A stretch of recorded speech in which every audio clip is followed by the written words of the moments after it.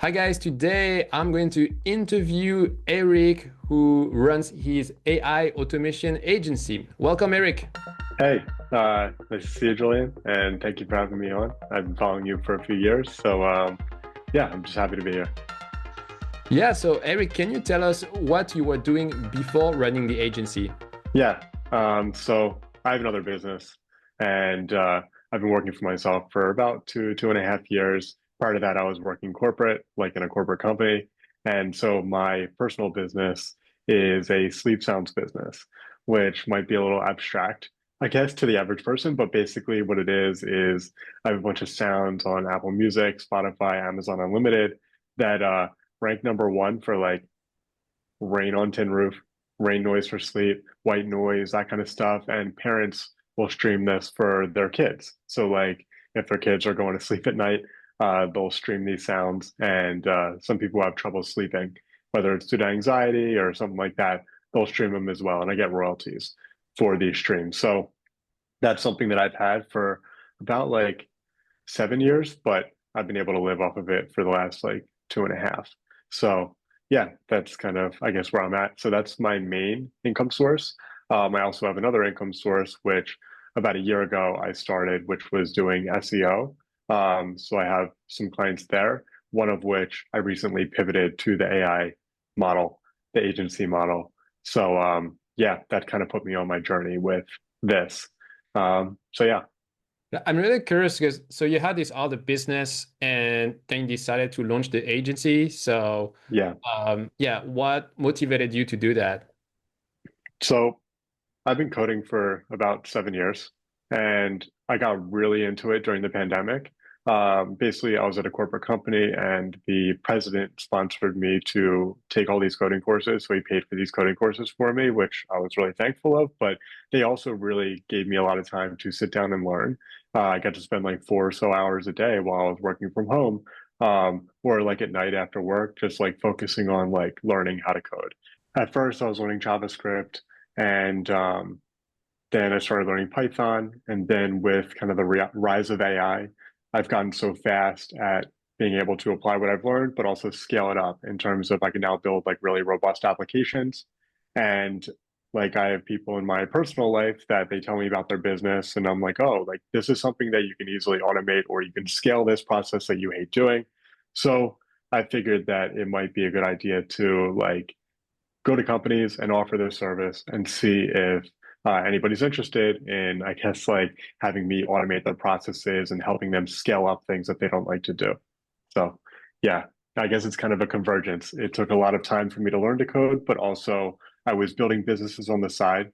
Like about, I guess, 8 years ago or so, I had a website called vocalpresets.com and I sold that, but I had to hire software developers to help me build it out, and I hired an SEO guy that taught me basically how to do SEO to get it to be number one on Google. So I've like built up these skills over time that now I feel like converge together and make me helpful to companies, especially like small, medium-sized businesses that they have very unique systems. For example, some companies will use like Zoho or they'll use HubSpot or whatever, like as far as a CRM. I can plug and play into anything. And I can build whatever kind of app on top of their system so they don't have to do anything. All they have to do is say okay, and then there's a new system on top of it that I could just run for them because I can just code it. So yeah, I guess it was just I've always been really interested in coding, I guess, for the last 7 years, and this enabled me to just really lean into it more, where I feel like my skill level is now at that point. AI automation agency can mean very different things to different people. So most Yeah. people would think, oh, it means doing end-to-end automations. But in your case, it's different. You actually build SaaS for companies or like oh, software in general, right? Yeah, some of them do include AI, Yeah. some of them don't. I don't like to say AI automation agency. I found that some people, it kind of like makes their hair on the back of their neck stand up. Like they're like turned off by the phrase because there's so many influencers in that space that are peddling courses basically. And so it turns some people off that are more tech forward. And so I've tried to stay away from that as a title and just really lean into I can help you automate your processes. And that has seemed to get more traction than going the other route, which is calling it an AI automation agency. But yeah, to your point, it can go either way. Like I really am just trying to fix a process, whether that needs AI or not. I don't want to overcomplicate it and add AI if it doesn't need AI, if that makes sense. So I just want to solve the process. Whether it needs it or not is kind of secondary, and I will include it. I can fine tune models, whatever. But if it's not necessary, it's not necessary, you know? No, that's a very good point. Like, I think automation comes first, and AI is really the last resort. But it's not always necessary. And so, yeah, you mentioned that some companies turn off when you reference AI automation. So I guess it depends to whom you're talking to. And so I'm guessing you are selling to larger businesses or like from a certain size. Um, yeah, I'd say so. I wouldn't say they're Fortune 500 companies by any means, but it's not like, I guess, like a local coach. You know what I mean? It's more like established businesses doing like a few $1 million a year. Usually it starts there. So they have somewhat of a tech budget, and they are somewhat aware that there are processes internally that could be automated. So I guess I would say that these are less startup-y and more just like legitimate businesses that are growing. Sometimes they're in traditional industries. I can give you some like, I guess, things that I've built for different companies if that's helpful as examples. But yeah, these are just like traditional companies that have kind of antiquated processes that can now be streamlined, and some of them can be automated. And have you identified a specific niche, or you just have companies in very different markets? So that's my thing right now that I'm really trying to crack is figuring out who my ideal customer is. I think that's been my biggest issue recently, and my biggest nut that I need to crack is that who is my ideal customer and what am I selling them exactly? Because right now, what I've been doing is going to people in my network and basically saying, hey, like, I can probably automate some things for your business for you, and we'll find something for me to work on, or they have something in mind that I can just automate for them, which that's great, but that's not scalable. And also, this is across industries. So I had a lawyer I was working with. I had a real estate guy that I was working with, just like people all over the map. So I need to hone it in and figure out, okay, who is that ideal customer? Are they in a specific niche or do they just have a certain profile? And then what exactly am I selling? Because I need to bring ideas to them, I found. For some people in my network, I can have conversations with them, right? Like you can sit down and you can have a collaborative conversation. People that I'm not close with, I have to bring them ideas because they're busy and they have things going on. We don't have rapport. So I need to come to them with ideas. So that I need to know who my ideal customer is so I can tailor that offering for them to bring them that thing. So that's currently where I am right now. I'm trying to figure out how do I broaden this and scale this out to more companies. So that's kind of where I am right now. Yeah. Is there like one or two potential candidates? Yeah, do you hesitate between some specific niches or not yet? Um, I think that I'm too scattered still, Yeah. like in terms of I don't have really anybody that's in overlapping niches. They're all from different spaces. I think that like they're all really interesting projects, which is Mhm. like part of like the thing because it's like I'm like trying to figure out these solutions to problems in different niches, which I love. That's really interesting to me. So it's like now I have to basically step back and be like, maybe this isn't a good project to work on. Mm. Maybe I need to do something that's a little bit more in line with what I need to do to grow this thing and maybe replicate something across a specific niche, for example, Yeah. as opposed to building all these bespoke, I guess, automations, which that's what I have been doing, building bespoke automations for individual companies that I've learned their processes, which is obviously not scalable. It's white glove, but the companies love it, but it's not something that I can really rocket. You know what I mean? So Yeah. Um, and sometimes when you're a technical person, you always like to do new things, but it's not necessarily the thing that makes the most money. So yeah, there is definitely totally. tension between what you like to do and where the money is. And yeah, sometimes you have to make sacrifices, or not, or you can be just a conscious choice. It's like, no, I'm just doing different things because I like it, and I know it's not the way to make the most money, but this is the way I want to run my business. So yeah. Yeah, I think I'm still in the discoverability phase. You know what I mean? Where uh, I'm doing different projects and I'm trying to figure out what is the thing that is really the painkiller that I can scale out. You know what I mean? And in some of these cases, it takes like doing a project to understand like what it is that I'm doing and how it affects that industry, and then if that has potential. Like for example, I did one for a law firm that I realized wasn't scalable after the fact, where I thought prior it would be like a great SaaS product, if that makes sense. So yeah, I guess I'm going through a lot of trial and error and just seeing like, okay, like what is something that will only work as a bespoke thing, and then what is something that can be scalable. And yeah, just I'm learning this business like a lot of other people are, you know what I mean? There's a lot of, I think, hype on like YouTube where like people have these packages that they're selling, but then when I've spoken with some of these people, their churn is like insane, where like they can't retain people. So like there was one guy I was speaking to that's pivoted to selling courses and like consulting because you can tell that his churn is just really high. And so, what is something that I could bring to the table that is not going to have insanely high churn?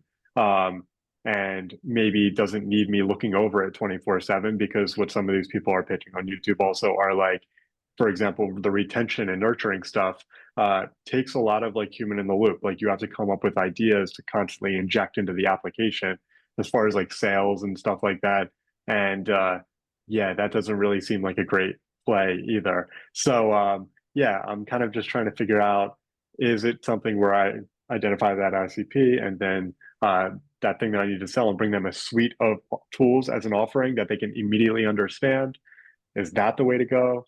I don't know. So I've been just meeting with a bunch of people and just trying to find out like what are painkillers in different industries that I could potentially build and scale out, really. Yeah, but it seems like you're doing pretty well because I mean you already have customers and yeah, you're not starting from zero. So yeah, congrats. Like Yeah, how long have you started this business? 3 weeks ago. 3 weeks ago.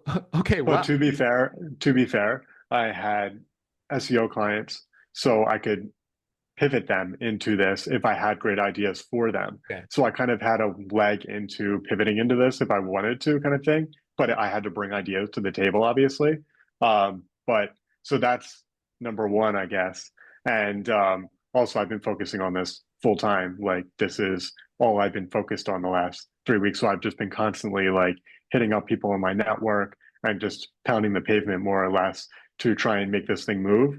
So I think that because it's not a side thing, I'm also able to get some traction on it, if that makes sense. No, I think that makes a lot of sense, and this is why most people who try this fail because they you have to go like full time, be 300% committed. And so you mentioned that you contact people in your network. So what's going to be your strategy in the future to get more customers? So one thing that I heard that was really compelling, that from a couple of people actually that have like built these types of businesses, is that they usually have like, if they get one or two clients, they'll try to get a referral out of one of them to another client. And that sounded like the best way to go about it. So that's kind of how I'm trying to do it. I'm also not trying to, I guess, like put all my eggs in one basket with those clients necessarily. So I am trying to just reach out cold to random people. You know what I mean? Like whether it's cold email, I did a lot of cold calling. But yeah, I think that that's maybe where it's going to come from, just based off of speaking with people who have had success in this. It seems to be you start growing it out through referrals. And so it's doing amazing work for the original people, maybe something a little more white glove than you would have expected. And just try to grow it from there, if that makes sense. So, yeah, there was one guy specifically that I spoke with. Sorry, this is the last thing I'll say, that he was able to scale his pretty big. And he had a suite of offerings that he was basically providing. And he had one client that introduced him to another client that ended up being really big in his niche. And then he partnered with that person to basically scale it out, if that makes sense. Okay, so step one, do everything you can to find your first customer, like absolutely everything, like reach out to your personal network, like apply to jobs on freelancer platform, like really try everything. And then step two, once you get your first customer, like do your absolute best work for that customer because that's just so crucial. And from there, it's gonna get easier. I Um, mean, I'm still in that phase, so I don't know if it's going to get easier necessarily, but that seems like the most likely route to success, if that makes sense, is leaning into that referral source because they were happy. So they're going to tell another person on their level if they're in a business or something, potentially. that they had a great interaction and the service was really good, and that this other client could potentially use it because it drove this much revenue or whatever it was. They can communicate it in their terms. You know what I mean? Yeah, no, that makes a lot of sense. And now I'd like to talk about some advice for beginners, how to get started. So, um, how can we learn about AI automation when we are a total beginner? Watch your videos. Well, I not, watched a I lot mean, of yours. I'm just getting started, but okay, on YouTube in general, yeah, okay. Yeah, I mean, I watched a ton of your crypto videos like back in the day, like because I was trying to learn how to be a crypto developer. So to do that, I took courses online, like the crypto zombies and stuff, and then I watched videos like yours and the Morales guys. It's the same thing for this. You Mm. just got to be really, really into it and just go down the rabbit hole and learn as much as you can. I definitely like in being in some of these communities, there's definitely like levels to it. You know what I mean? Like in terms of like there's some people that are like, oh, AI automation agency, I'm going to build one.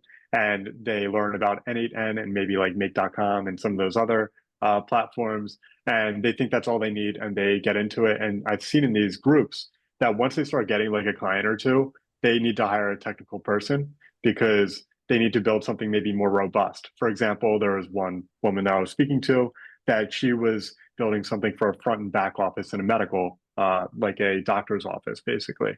And she was like, I'm going to use N8N. And that was her plan. And then she brought her project to me because she was looking for a technical person to help her with it. And I basically told her you need to make it HIPAA compliant. You need to make sure that like if you're using AI for this to answer phones, it has to be really tight. Like you can't have it so a user can just mess it up. You know what I mean? And throw it off course and trick it. I mean, if you're in the medical space, it's going to be very regulated and you need really tight processes.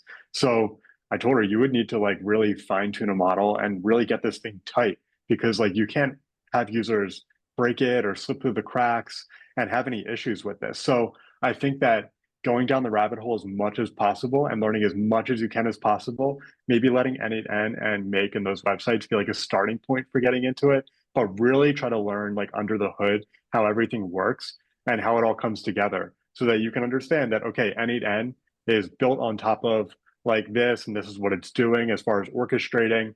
I think that really understanding things at the most fundamental level is probably the best way to be sustainable in terms of I think that over time, as coding gets better and these AI gets stronger, these things go to zero. You know what I mean? Like the easy thing always goes to zero over time, is my kind of like thought on things generally speaking. So if you pursue the hardest thing possible in people's eyes, then you're potentially positioned to be successful over time. You have sustainability. So if you learn JavaScript, if you learn Python, and if you learn how to tune or train AI models, then that's something that makes you different from other people in the space and could make you have more unique ideas that you're bringing to companies. And it could just make you more compelling long term. So I guess to start out with, N8N, Make, those websites are great. Like definitely use them as like a gateway drug, I guess, to get into it. But don't let it stop you. Like really dive in and try to learn things at the most fundamental level, whether that be like, I guess you don't necessarily have to go to like C and stuff like that, but like JavaScript and I guess like web application, like coding tools, if that makes sense. So like Python, that kind of stuff. Yeah, no, that makes a lot of sense. Yeah, when you're a beginner, you see an A10, it's very visual, so it looks kind of easy. But that's also tricky, yeah, because if you stay at this level, yeah, very quickly you're gonna be limited. So then you start to use, let's say, some code nodes. And so to have code nodes, you need do some small JavaScript script. It's not very complicated. You can kind of make it with a ChatGPT, even if you don't really understand JavaScript. And from there, you expand. And then, like, next thing is to maybe connect a dashboard with a Next.js connected to your N8N workflow. And at some point, maybe most of the thing that you deliver is actually the application, and N8N is just somewhere in the backend. Um, but yeah, it's really great for beginners. And so, do you think there are any prerequisites to get started for this? I don't think so. But yeah, I guess like since I have been coding for a little while, I don't really know because what I've been doing for companies have been more bespoke, meaning I'm not like really using any then. I'm more like just finding processes that can be automated and then building them in Cursor and using JavaScript. And usually Next.js, and maybe I'll deploy like an API endpoint and tap it in with whatever their current website is using, whether it's Squarespace or whatever it is. So I guess I would say like just learn like Zapier and or Zapier, whatever it's called, and make an N8N and just try to find real use cases. I think that's really the only prereq is to be creative, and to just have like a desire to want to figure it out, because these tools are getting pretty easy to use to a point where you just got to be creative and inject that creativity into the thing and find a solution to a problem. So I think that to start out, that's really the only prereq is just be creative and understand what solutions can actually help a business and try to deliver them consistently. And I think that, I mean, maybe this is idealistic, but it should grow from there, I would think. What do you think? Yes, no, I think this is really good advice. And this is what I love about AI automation. Everybody can get started. The bar is pretty low, but that's also a downside because that means that there is more competition. So as you say, like you gotta up your game and make sure you go the extra mile. That's for sure. Yeah. So yeah. So thanks, Eric, for coming here. And good luck with your agency. And so I'm gonna put your link in the description if you guys wanna reach out to Eric for any automation work. Yes, so I guess we're going to stop here. All right. Well, Awesome. Thank you so much. yeah. See you next time. Bye.